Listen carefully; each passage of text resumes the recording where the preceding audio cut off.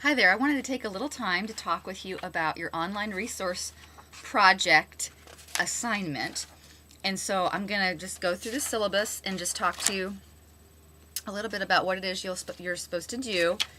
There are 5 steps to that project, and each step is due at a different time. So be sure you look at the syllabus so you're aware of what those different times are.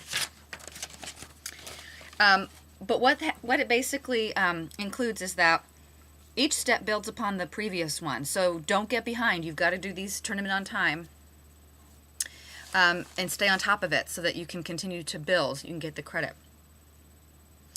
There is a blog in the class space over there where it says online resource project. And the teaching assistants will create a place for you to have your own name and your own place to put your whole project. So your whole project will be in your own little space. And everybody will have their own.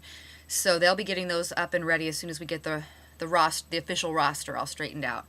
And so that's where you'll post it. You'll go to the online resource project on the left-hand side.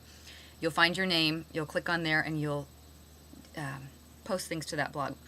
For the first step, you need to identify an online source for information that's directed either at parents or children or teens on issues related to developmental sexuality. So something that maybe gives parents information about how children develop in terms of their sexuality, maybe something about sex education, health education around sexual issues.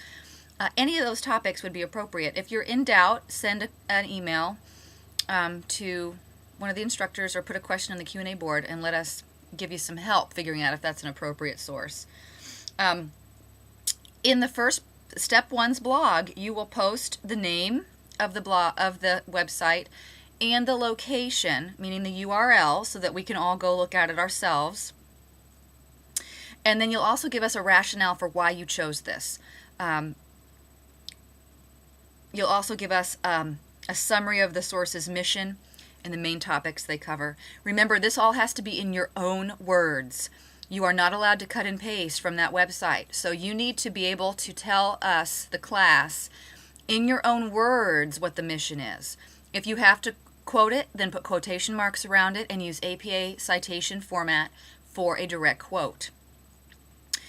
Since it's a website, it probably doesn't have page numbers. You'll have to read the APA manual. You probably have to use the paragraph sign and tell us what paragraph it's in, what line it's on, those kinds of things. So make sure that you check out APA and you do it appropriately. If you don't, you are plagiarizing, and that can get you sent to student life. So under no circumstances should you be cutting and pasting from the website. This should be in your own words as much as possible. We try to encourage students not to rely on quotes too much. Okay, so for step 1, the name of the site, the URL to the site so we can all go there ourselves, a rationale for why you chose that site. Do you want to work with the population it's directed at? If it's about teen pregnancy, maybe you were a teen parent, or your mother was a teen parent, or your daughter is a teen parent, or your son is a teen parent. A rationale. And you also can use the textbook as a reference. If the textbook says it's important that children understand XYZ, and this site explains XYZ, then you can use the textbook as a rationale. The textbook says this is important information, therefore I chose this site because it addresses something the book said was important, and then you cite the book. Okay? And then the summary of the mission, and just give us just a brief description of the main things that website covers, what their main topics are. And that's all you do for step 1. Okay? Then step 2, after you've had feedback on step 1, you'll do step 2, which is where you critically evaluate the sources used by the authors.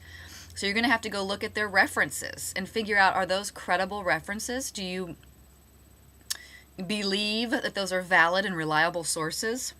Are they current? Are they credible? Why or why not? And you'll give us a rationale for that.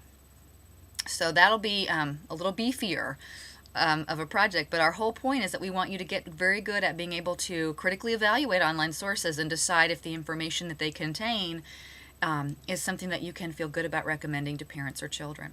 So step 2 is a really important one. You're going to have to critically evaluate the sources used by the authors. So you may have to go look up some of the sources on the reference page. And if there is not a reference page, then you may not want to choose that site. If you can't tell where they're getting their information, it may not be a site you even want to use in the first place. But that would certainly be something to write about in step 2. So you need to be able to go, and you might have to, like I said, you might have to look up those sources and go look at those sources themselves and see if you think they're credible or valid. So that'll take some work, step 2 will. And that's what you do for step 2. For step 3, you're going to compare the information that you find in your online source, your website, with the information that is contained in our textbook. Do they agree? How do they agree? How do they disagree? If so, provide some specific examples. We want to see you say, the website talks about the prevalence of sexually transmitted diseases, for example. And you want to be able to then go back and say that, this is what the website said, this is what the textbook said. They were in agreement. We want specific examples. Are they different? If so, provide specific examples. So you're really taking this website and comparing it with the knowledge that you have there in your textbook and seeing if they match. Comparing and contrasting with specific examples. If you don't have specific examples, you will not receive full credit for that part of the assignment. So make sure that you are giving full examples and giving credit where credit is due, using your APA, citing your sources appropriately. For step 4, you are going to have to locate a scholarly source, a journal article, a peer-reviewed journal article, on an issue presented in the online source that you're using, the website you're using. Read that article, compare and contrast the information in the article with the information in the online source. So it's sort of the same thing you did for step 3 with the textbook, but now you're doing it with a scholarly journal article, which you will have had practice with, or will be getting practice with in the scholarly journal experiences. But this is very important. Step 4 should be pretty beefy. So should step 3. You can see how each step kind of gets more intense as we go. So for step 4, we want to really see that you've chosen an article, that you give us the full citation for that article so that we can find it ourselves using APA format. Tell us what the article said about the issue. Compare it to what the online source says about the issue.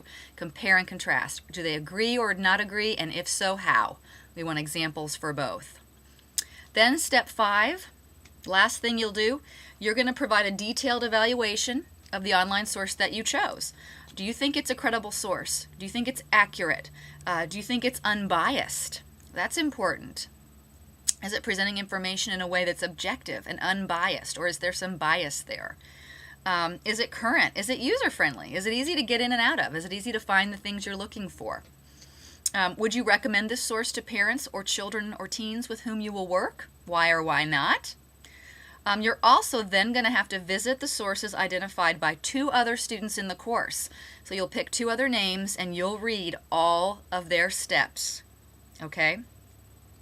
And you will use their evidences from steps 1 through 4 along with your experience in visiting their sites and tell whether you would recommend that site to a parent, child, or teen with whom you might work, and why or why not. So now after you've completely, done, so remember that when you're doing steps 1 through 4 for your own project, you're also helping your peers for step 5. So you need to give good, full, accurate information so that they can really get a feel for that source and whether or not it's credible.